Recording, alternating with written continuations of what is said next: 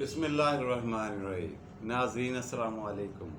آج 19 ستمبر ہے، سوموار کا دن، شام کا وقت سن 2022۔ کیسے ہیں آپ سب لوگ؟ ٹھیک ہیں آپ سب لوگوں کو ایک دفعہ پھر میری طرف سے السلام علیکم رحمۃ اللہ وبرکاتہ۔ جی ناظرین، آج کے پروگرام کے حسب معمول شام کے وقت ہمارا پہلا سیگمنٹ اور مین سیگمنٹ ہوا کرتا ہے آج کی کہانی۔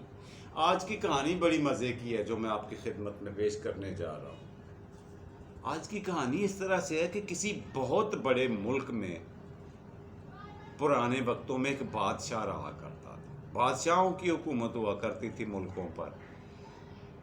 بادشاہت کا وسیع و عریض علاقہ بہت بڑا اور خوشحال ملک تھا۔ مال و دولت کی کمی نہیں تھی، سکھ اور سکون کے ڈیرے جمے ہوئے تھے، مگر اسے بڑی منتوں اور سماجتوں کے بعد اللہ سبحانہ وتعالیٰ نے ایک بیٹا عطا کیا بادشاہ کو۔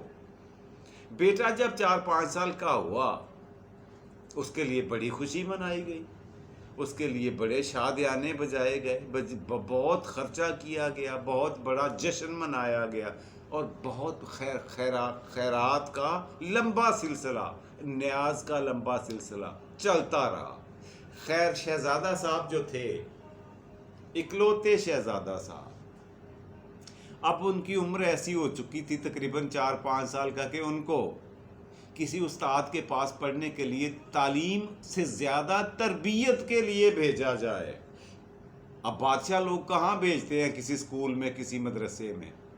انہوں نے پورے ملک میں پتہ کروایا کہ سب سے زیادہ عقل مند اور مہذب آدمی کون سا ایسا ہے جو ٹیچنگ بھی کرتا ہو۔ غور کیا آپ نے؟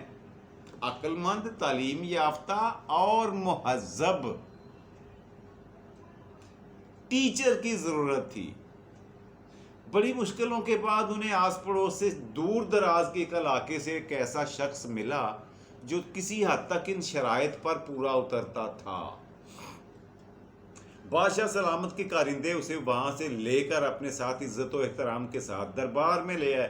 بادشاہ سلامت نے کہا کہ تمہیں تمہاری منہ مانگی معاوضہ دیا جائے گا، تمہاری مرضی کی تنخواہ ہوگی، تمہارا کام صرف ایک کہ ہمارے اکلوتے بیٹے کو، اس ملک کے اتنے بڑے ملک کے شہزادے کو آپ نے تعلیم سے سٹارٹنگ کروانی ہے، شروعات کروانی ہے، اور خاص طور پر اس کی تربیت کا اہتمام کرنا ہے۔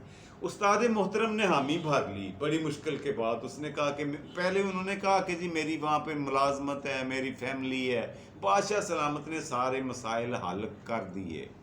اب ان کے پاس اور کوئی بہانہ تھا نہیں، اور کوئی جواز، کوئی جسٹیفیکیشن نہیں تھا کہ انہوں نے یہ استادی، یہ نوکری، یہ ملازمت قبول کر لی، یہ عہدہ قبول کر لیا۔ بادشاہ سلامت اپنے بیٹے کے استاد کی بڑی عزت اور قدر کیا کرتے تھے، ان کی ہر بات کو غور سے سنتے اور ہر مشورے پر عمل کرنے کی بھی کوشش کرتے۔ خیر، بات ہم نے کرنی ہے شہزادے کی اور استاد کی۔ بادشاہ سلامت کا بیٹے، اکلوتے بیٹے کا استاد محترم ایک دن بیٹھے ہوئے تھے۔ انہوں نے شہزادے سے کہا، بیٹا 2 باتیں میری پلے باندھ لو اور یاد کر لو، تم نے مجھے سنانی ہے۔ شہزادے نے کہا، جی فرمائیں استاد محترم، کیا بات ہے؟ کون سی ایسی 2 اہم باتیں ہیں جو میں نے یاد بھی کرنی ہے اور انہیں اپنانا بھی ہے، آپ کو سنانا بھی ہے؟ استاد محترم نے کہا، نمبر 1 یہ کہ آپ نے کبھی جھوٹ نہیں بولنا۔ نمبر 2 یہ کہ بڑوں کی بات کا برا نہیں منانا۔ 2 باتیں تم نے مجھے یاد کر کے بتانی ہے۔ دونوں میں نے آپ کو بتا دی۔ اب اگلے دن استاد صاحب آئے، انہوں نے اپنے شاگرد سے کہا، شہزادہ محترم یہ فرمائیے کہ کل میں نے آپ کو جو سبق دیا تھا وہ مجھے سنائیں۔ شہزادے نے کہا، استاد محترم وہ مجھے ابھی تک سبق یاد نہیں ہو سکا۔ استاد کو بڑی حیرت ہوئی کہ اتنا بڑا یا اتنی کوئی مشکل چیز تو نہیں ہے، 2 لائنیں تھیں جو میں نے اسے بتائی ہیں۔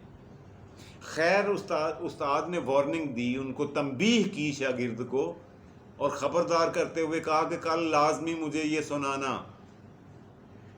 اگلے دن شہزادہ جب پڑھنے کے لیے استاد کے پاس بیٹھا تو استاد نے پوچھا بتاؤ میرا سبق جو میں نے دیا تھا وہ یاد ہوا کہ نہیں، مجھے سناؤ۔ شہزادے نے کھڑے ہو کر مہذب طریقے سے مؤدب ہو کر ادب کو بروئے کار لاتے ہوئے بولا کہ استاد محترم سبق یاد نہیں ہو سکا۔ اب استاد کو غصے کے ساتھ حیرت زیادہ ہو رہی تھی۔ انہوں نے اپنے غصے پہ تو قابو پا لیا، مگر حیرت کے انداز میں پوچھا کہ یہ کون سی اتنی بڑی بات ہے؟ دو ہی تو باتیں ہیں کہ جھوٹ نہیں بولنا اور بڑوں کی بات کا غصہ نہیں کرنا۔ یہ دو فکرے یاد کرتے ہوئے آپ کو کیا ایسی مشکل اور دقت پیش آ رہی ہے؟ خیر شہزادہ چپ کر کے جھڑکیاں سنتا رہا استاد کی، لیکن اپنا جواب پھر وہی کہ استاد محترم ابھی سبق یاد نہیں ہوا۔ اب 6 دن گزرے، 4 چھٹیاں بھی آ گئیں۔ جب ہفتہ 10 دن کا ٹائم گزر گیا، استاد ایک ہی بات سنتا رہا کہ سبق یاد نہیں ہوا، تو اب کی بار استاد محترم نے شہزادے کے منہ پر، اس کے چہرے پر ایک تھپڑ رسید کر دیا، چپیڑ مار دی۔ شہزادہ گر کر زمین سے اوپر اٹھا، استاد کے سامنے ہاتھ باندھ کر کھڑا ہوا، ادب کے ساتھ بولا استاد محترم آپ کا شکریہ، آج وہ دن ہے، یہ وہ لمحہ ہے کہ مجھے آپ کا بتایا ہوا سبق واقعی یاد ہو گیا ہے۔ استاد کو بڑی حیرانی ہوئی۔ انہوں نے کہا وہ 10-15 دن میں تو یہ 2 لائنیں یاد نہیں کر سکا اور ایک لمحے میں سارا تجھے یاد ہو گیا ہے، اس کی ذرا مجھے تفصیل تو بتاؤ بیٹا، کیا ایسی بات ہے اس میں؟ مجھے کھول کر ڈیٹیل کے ساتھ بتاؤ ماجرا۔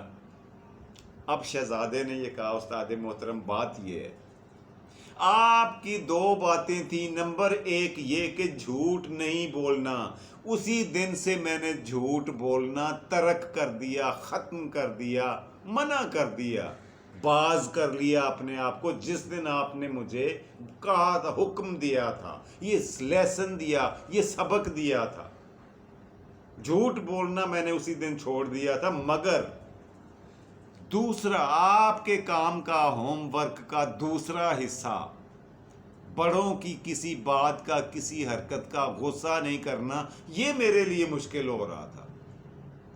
میں نے بڑی کوشش کی، مجھے عادت نہیں تھی، مجھے اپنی ہر بات جائز اور ناجائز بات منوا لینے کا طریقہ آتا تھا، میرے پاس تجربہ تھا، میرا ماضی، میرا گھریلو زندگی اور میری امپورٹنس، میری اہمیت اس دربار میں، اس فیملی میں ایسی ہے کہ جو بھی بات کروں وہ مان لی جاتی ہے، اور مجھے انکار یا نہ سننے کی عادت درکنار، میں بڑوں کی کسی بات کو برداشت نہیں کر سکتا جو میرے مزاج کے ہی خلاف ہو۔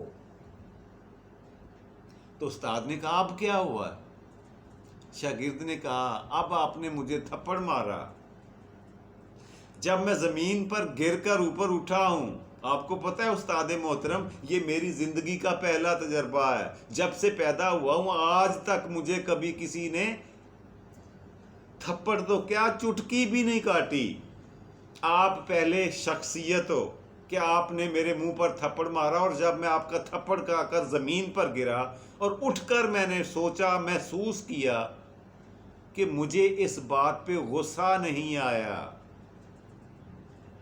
تو یوں مجھے کنفرمیشن ہو گئی، مجھے پکا ہو گیا، مجھے یقین آ گیا کہ مجھے سبق کا دونوں حصے صرف یاد ہی نہیں ہوئے، واقعی یاد ہو گئے ہیں۔ جھوٹ بولنا میں نے اس وقت چھوڑ دیا تھا، اور غصہ کرنا، غصے پہ قابو پا لینا، اس کا طریقہ اور سلیقہ مجھے نہیں آتا تھا، وہ آپ نے سکھا دیا ہے، آپ کے تھپڑ نے سکھا دیا ہے۔ تھپڑ کھانے کے بعد مجھے ذرہ برابر غصہ نہیں آیا، تو اس کا مطلب ہے آپ کا دیا ہوا سبق مجھے پوری طرح سے ازبر ہو گیا ہے. مجھے صرف دماغ کے کمپیوٹر میں محفوظ ہی نہیں ہوا، میری روح میں اتر گیا ہے، اور جب تک زندہ ہوں یہ سبق مجھے بھولنے والا نہیں ہے. اور یہ آپ کی توسط، آپ کی مہربانی اور اللہ رب العزت کی کرم نوازی سے ہی ایسا ممکن ہوا ہے. استاد محترم کافی دیر تک سوچتے رہے اور بہت دور دراز تک نظر دوڑاتے رہے. آخر کار اٹھ کر خاموشی کے ساتھ بغیر کوئی رد عمل دیے اپنے آرام گاہ کی طرف، اپنے رہائش گاہ کی طرف تشریف لے گئے. یہ تھا سرکار آج کا، ناظرین آج کی کہانی جو میں آپ کی خدمت میں پیش کرنا چاہ رہا تھا. بڑھتے ہیں پروگرام کے دوسرے اور مزیدار سیگمنٹ کی طرف، اور وہ ہوا کرتا ہے آج کا سوال. جی ناظرین، آج کا سوال جو میں آپ سے پوچھنے جا رہا ہوں وہ چلیے پاکستان کے اپنے بارے میں ہی پوچھ لیتا ہوں. پاکستان کے بارے میں، مادر وطن کے بارے میں، اپنے وطن کے بارے میں. یہ فرمائیے کہ پاکستان کا وہ کون سا صوبہ ہے جس میں سب سے زیادہ زبانیں بولی جاتی ہیں؟ سب سے زیادہ زبانیں جس صوبے میں بولی جاتی ہیں، پاکستان کے اس صوبے کا نام آپ نے مجھے بتانا ہے. جی یہ تھا آج کا سوال، جس کا جواب آپ نے مجھے اگلے پروگرام سے پہلے تک دینا ہے. جی ناظرین، تو بڑھتے ہیں پروگرام کے تیسرے، آخری اور مزیدار سیگمنٹ کی طرف، اور وہ ہمیشہ کی طرح ہوا کرتا ہے آج کا شعر. آج کا شعر جو میں آپ کی خدمت میں پیش کر رہا ہوں بڑا مزے کا ہے، جو میں منتخب کر کے لایا ہوں. شعر کچھ اس طرح سے ہے: اس بے نیاز شخص سے اتنا نہ ہو سکا، اس بے نیاز شخص سے اتنا نہ ہو سکا، ایک بار آ کے پوچھتا جیتے ہو کس طرح. جی ناظرین، یہ تھا آج کا پروگرام، آج کا شعر، آج کا سوال اور آج کی کہانی. اس کے ساتھ ہی اپنے میزبان جاوید اقبال کو دیجیے اجازت. انشاءاللہ بشرط زندگی اگلے پروگرام میں پھر آپ سے ملاقات ہوگی. خوش رہیں، خوش رکھیں، خوشیاں بانٹیں اور خوشیاں سمیٹیں. اللہ سبحانہ و تعالیٰ آپ کو آسانیاں عطا فرمائے اور آسانیاں تقسیم کرنے کی توفیق دے. اپنا اور اپنے پیاروں کا ڈھیر سارا خیال رکھیے گا. فی امان اللہ. رب رکھا اور پاکستان زندہ باد.